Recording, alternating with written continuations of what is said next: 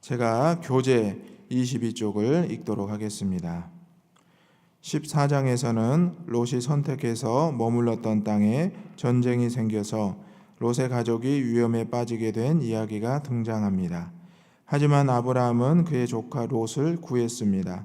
롯이 눈에 보이는 좋은 땅을 선택해서 얄미울 법도 했을 텐데 아브라함은 전혀 개의치 않고 롯을 구해주는 성숙한 신앙인의 모습을 보여줍니다. 후에 이어지는 이야기에서는 아브라함이 멜기세덱으로부터 축복을 받게 됩니다. 하나님께서 아브라함을 훈련시키시고 성장시키시는 모습을 볼 수 있습니다. 물질 문제에서도 아브라함을 훈련시키는 하나님의 모습을 통해서 우리 신앙인들이 어떤 신앙의 모습을 가지고 살아가야 할지를 배울 수 있습니다. 아멘. 여러분, 재미있는 사실이 한 가지 있는데 우리나라를 제외한 외국에서 대한민국 사람들은 되게 신기하고 되게 용감하다 이렇게 말을 한다고 합니다. 왜냐하면 특별히 미국이나 모든 해외 언론들이 또 해외 사람들이 보기에 대한민국이 북한과 맞닿아 있고 늘 전쟁의 위협에 시달리는데 어떻게 저렇게 평화롭게 살 수 있는가? 해외 언론들은, 특히 외신들은 우리 한국 국민에 대해서 너무 궁금해하고 의아해한다고 합니다.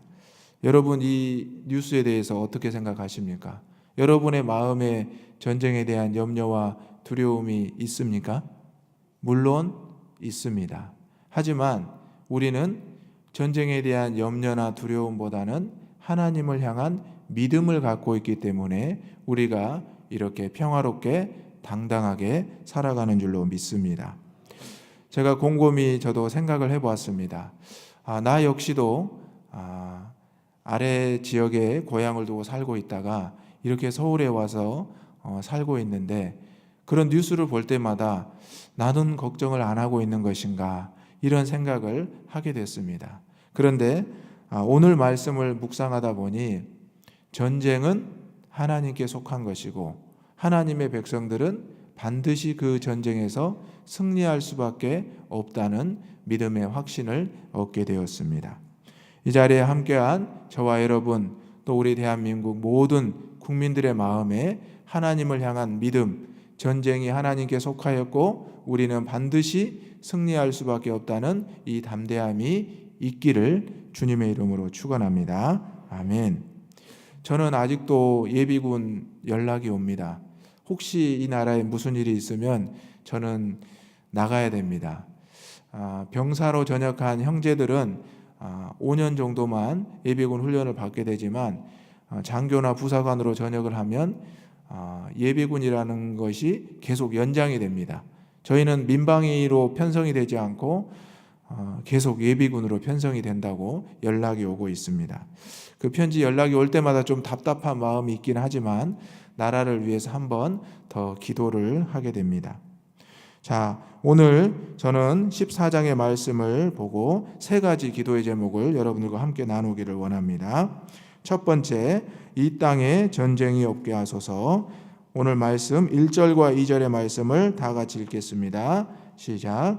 당시의 신할 왕 아므라벨과 엘라살 왕 아리옥과 엘람 왕 그돌라오멜과 고임 왕 디다리, 소돔 왕 베라와 고모라 왕 비르사와 아드마 왕 시납과 스모입 왕 세메벨과 벨라 왕 고 소알 왕과 싸우니라.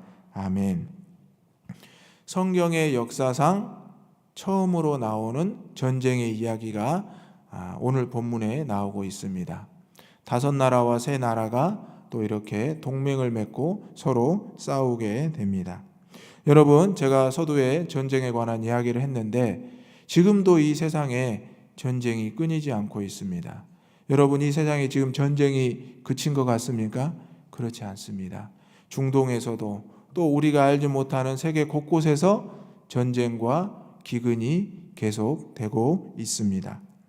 오늘 창세기 14장 3번의 전쟁이 나옵니다. 첫 번째 전쟁은 이렇게 1차적으로 이 지역의 왕들이 싸우게 되고 제13년이 지난 후에 다시 또 이들이 전쟁을 하게 됩니다. 그리고 나서 아브라함과 또 이 왕들이 전쟁을 하게 됩니다. 창세기 14장은 세 번의 전쟁의 이야기가 등장하고 있습니다. 오늘 창세기 14장의 전쟁에서 주인공은 바로 아브라함과 롯이었습니다. 창세기 14장에 앞서서 13장에서 아브라함과 롯은 각자의 가족들이 많아지고 목축이 많아지자 아브라함이 먼저 제의를 합니다. 나는 어느 곳을 선택해도 좋으니 조카 롯이 이 땅을 선택하라. 그러자 롯이 눈을 들어 쭉 보니까 이제 소돔 땅이 물이 넉넉하여 좋으니 자기가 그곳을 취하겠다고 이야기를 합니다. 그러자 아브라함은 그래 그럼 너가 그쪽을 하라. 나는 이쪽을 하겠다라고 양보를 하게 됩니다. 그런데 여러분, 전쟁이 일어나는 곳은 항상 이렇게 물이 넉넉하고 또 많은 것이 풍부한 땅입니다. 왜냐하면 그곳을 가져야 또 그 나라가 부강해지고 강성해질 수 있기 때문입니다. 롯은 지극히 사람의 생각과 사람의 판단으로 그 좋은 땅을 취했습니다. 그런데 오늘 본문에 보니까 그 땅에 전쟁이 일어나게 되었습니다. 롯은 그 전쟁에 속할 수밖에 없었고 결국 오늘 말씀을 읽어보게 되면 롯은 포로로 잡혀가게 됩니다. 모든 것을 빼앗기고 포로의 신세가 되었다는 사실입니다. 사랑하는 성도 여러분, 오늘 우리가 인생에 있어서 어떤 것을 선택할 때 항상 하나님을 향한 믿음의 기준으로 선택을 해야 됩니다. 오늘 이 땅에 전쟁이 없어야 되지만 만약에 우리가 이 전쟁에 속하게 된다면 우리는 그 가운데서 내가 어떤 선택을 해야 되고 어떻게 하나님 앞에 기도해야 될지를 늘 돌아보아야 될 것입니다. 오늘 이 땅에도 우리 대한민국에도 수십 년 전에 전쟁이 있었습니다. 그 전에는 일제 시대가 있었습니다. 오늘날 많은 어르신들이 전쟁을 경험한 세대들이 지금 젊은 세대들이 전쟁을 경험하지 않아서 두려움을 모르고 전쟁의 참상을 모른다고 염려하고 있습니다. 물론 저 역시도 그러한 전쟁을 경험하지 못했기 때문에 그 참상과 두려움을 간접적으로밖에 경험할 수 없었습니다. 하지만 중요한 것은 이 땅의 젊은이들이 그 전쟁에 대한 두려움보다 이 나라를 지키는 애국하는 마음이 어르신들과 비슷하게 있다는 사실을 꼭 기억해야 될 줄로 믿습니다.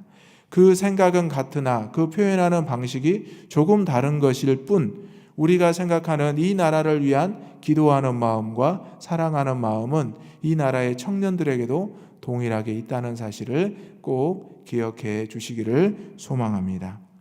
사랑하는 성도 여러분, 전쟁은 분명히 일어나고 있고 계속 진행되고 있습니다. 하지만 이 전쟁 가운데 하나님의 평화가 와야 됨을 우리는 늘 기도해야 됩니다. 우리가 3.1절을 보내면서 특별히 우리가 3.1절 기념주의를 보내었습니다.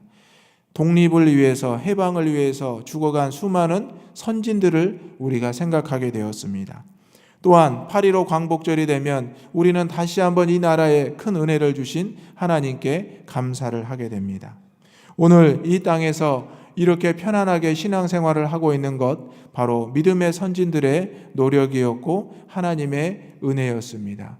오늘 우리는 다시 한번 이 땅에 전쟁이 없게 하소서 이렇게 기도할 수 있는 저와 여러분이 되시기를 소망합니다.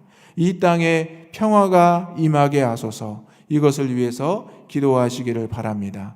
특별히 북한 정권에서 신음하고 있는 우리 북녘 동포들을 위해서 더욱 기도해 주시기 바랍니다. 그들은 평화를 그리워하고 있고 자유를 그리워하고 있습니다. 그 가운데서 믿음을 지키는 많은 성도들이 있다고 합니다. 특별히 그분들이 오히려 우리를 위해서 기도하고 있다고 합니다. 오늘 우리가 북녘 동포들을 위해서 이 땅의 평화를 위해서 기도해야 할 이유가 분명합니다. 늘 기도하시는 우리 모두가 되기를 소망합니다. 아멘. 두 번째로 하나님께 승리를 하나님께 영광을 돌리게 하옵소서. 다 같이 20절 말씀을 읽어보겠습니다.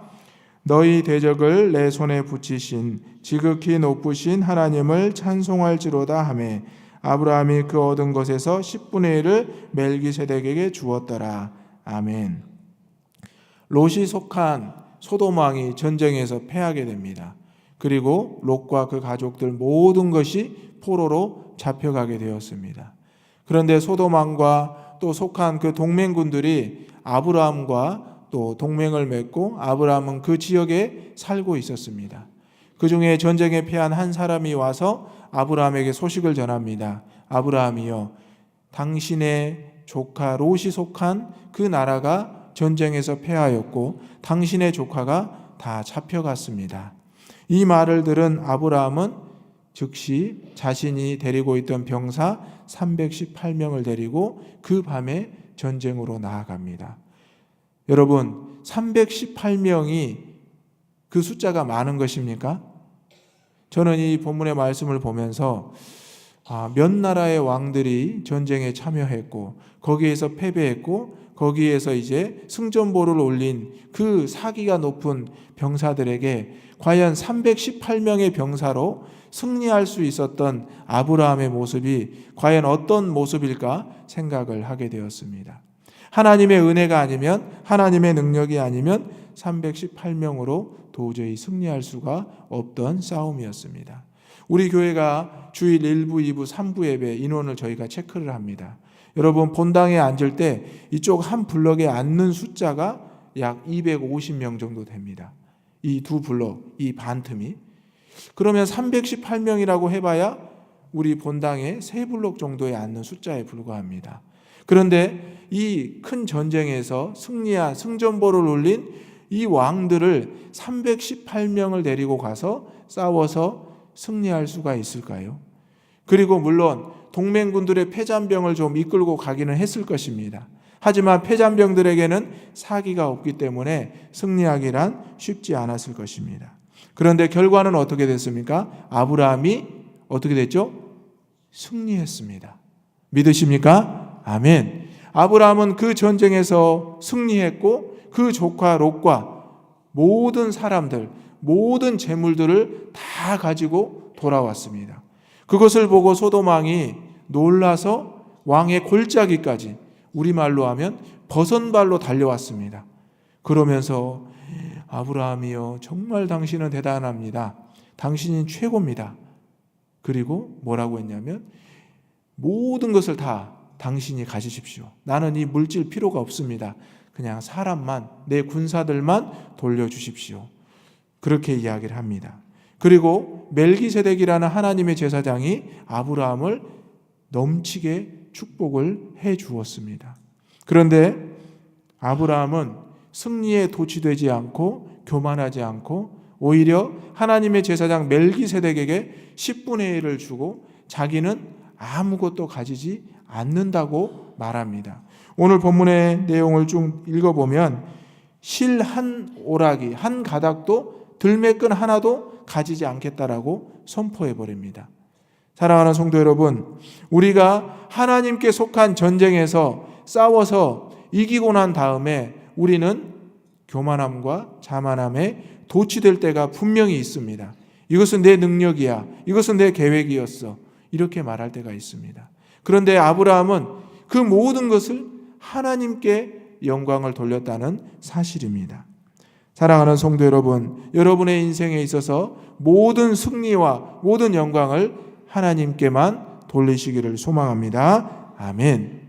여러분, 삼손을 생각해 보십시오. 자신의 능력으로 생각했을 때, 교만한 마음이 들었을 때 그의 능력이 떠나게 됩니다. 또한 우리가 잘 알고 있는 이스라엘 백성들이 가나안 전투에 임했을 때 여리고성을 취하고 나서 누구의 범죄로 아이성에서 지게 됩니다? 아간의 범죄로. 시날산의 외투 한 벌을 숨긴 그 아간의 범죄로 그는 이스라엘 백성들은 전쟁에서 패하게 됩니다. 여러분이 속한 곳에서 승리를 원하십니까? 여러분이 속한 곳에서 하나님의 영광이 임하기를 원하십니까? 그렇다면 영광이 임하기 전, 영광이 임한 후, 그리고 결과가 나왔을 때 오히려 하나님께 더욱 은혜의 고백을 하시고 영광을 돌리실 때 하나님이 끝까지 저와 여러분과 함께 하실 줄로 믿습니다. 세 번째로, 겸손하게 나를 낮추고 함께한 주변을 돌아보게 하소서. 오늘 말씀 23절과 24절을 다 같이 읽겠습니다. 내 말이 내가 아브라함으로 치부하게 하였다 할까 하여 내게 속한 것은 실 한 오락이나 들매끈 한 가닥도 내가 가지지 아니하리라. 오직 젊은이들이 먹은 것과 나와 동행한 아넬과 에스골과 마므레의 분깃을 제할지니 그들이 그 분깃을 가질 것이니라. 아멘. 어리석은 소돔왕은 모든 물질을 아브라함에게 가져갈 것을 제안합니다. 그런데 아브라함은 그것을 이런지하에 거절합니다. 내가 다 했다 치부할까 하여 나는 아무것도 가져가지 않겠습니다.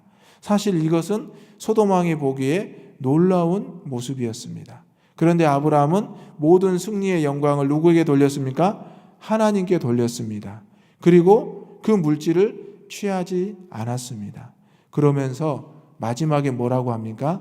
나는 취하지 않을 것이나 함께한 젊은이들과 동맹한 족속들에게는 분깃을 주어야 됩니다. 여러분, 이게 우리 믿는 사람들에게 필요한 것입니다. 오늘날 한국교회가 지탄받고 또 손가락질 받고 조롱받고 온전히 세워져 가지 못하는 이유가 여기에 있습니다. 어느 날부터 한국교회가 개교의 중심주의로 가면서 우리의 것만을 챙기고 우리에게 들어온 것을 나누지 않고 있다는 사실입니다. 심지어 세상 사람들과 함께 하였는데 오히려 세상 사람들에게 내어주지 않고 오히려 우리 안에 가득 채워버리고 있는 욕심적인 교회의 모습이 있다는 사실입니다. 여러분, 우리 안에 그런 모습이 있습니까? 없습니까? 있습니다. 고백할 수 있는 저와 여러분이 되시기를 바랍니다. 아멘. 우리가 교회 안에서 어떤 일을 할 때 우리는 어떤 순간 욕심이 납니다. 이거 하나님의 일이야, 하나님의 것이야 하면서 오히려 세상 사람들에게 전혀 주지 않습니다. 전혀 양보하지 않습니다. 그러면 세상 사람들은 뭐라고 생각합니까? 믿는 사람들이 더하네. 아니, 같이 열심히 했는데 왜 교회만 저렇게 건축하고 왜 교회만 저렇게 헌금을 쌓아놓고 왜 자기들만 저렇게 잘 지내고 있지? 이렇게 불평하고 불만합니다. 아브라함은 그러한 모습을 오늘 우리에게 보여주고 있습니다. 세상의 모든 물질은 내 것이 아닙니다. 원래 당신의 것이니 가져가시고 거기에서 우리와 함께 했던 이들을 돌아보게 하소서. 사랑하는 성도 여러분, 오늘날 우리 한국교회가 다시 이 초대교회의 모습, 이 하나님의 말씀을 회복하게 된다면 우리 안에 가두는 것이 아니라 우리 안에 채우는 것이 아니라 세상을 향하여 나누게 될 줄로 믿습니다. 그러한 의미에서 우리가 카페 물된 동산을 세워서 이 지역을 위해서 쓰고 있습니다. 여러분이 와서 마시는 커피가 싸다고 생각할 수도 있고 비싸다고 생각할 수도 있습니다. 하지만 싸든 비싸든 그 커피에 그 차의 모든 수익은 이 지역을 위해서 쓰이고 있습니다. 이 지역 주민들과 함께 하는데 보탬이 되고 있습니다. 사랑하는 성도 여러분, 이것은 시작에 불과합니다. 우리 신일교회가 창고처럼 채우고 쌓아두는 것이 아니라 축복의 통로가 되어서 우리에게 주신 하나님의 승리와 영광과 모든 물질과 은혜를 세상으로 복음으로 나아가기를 주님의 이름으로 축원합니다. 하나님은 아브라함의 창이 되셨고 방패가 되셨습니다. 하나님은 오늘 저와 여러분 우리 신일교회의 창과 방패가 될 줄로 믿습니다. 아브라함은 멋진 승리의 열매를 얻게 되었습니다. 저와 여러분도 우리 신일의 성도들도 멋진 승리의 열매를 얻게 될 줄로 믿습니다. 이것을 모든 세상 사람들에게 복음의 이름으로 하나님의 이름으로 나누기를 간절히 소망합니다. 우리가 전쟁의 위협에 놓여 있는 것 같으나 우리는 모든 전쟁에서 승리하게 될 줄로 믿습니다. 염려하지 마시고 걱정하지 마시고 하나님께 맡기고 기도하는 저와 여러분이 되시기를 주님의 이름으로 축원합니다. 아멘. 이 시간 함께 기도하겠습니다. 오늘 주신 말씀을 생각하면서 이 땅의 전쟁이 사라지며 평화가 임하게 하소서. 또한 하나님께 모든 승리와 영광을 돌리게 하여 주옵소서. 겸손하게 나를 낮추고 함께한 주변을 이 지역을 잘 섬기는 우리 신일교회가 되게 하여 주옵소서. 함께 기도하겠습니다. 주여 믿습니다. 주여 믿습니다.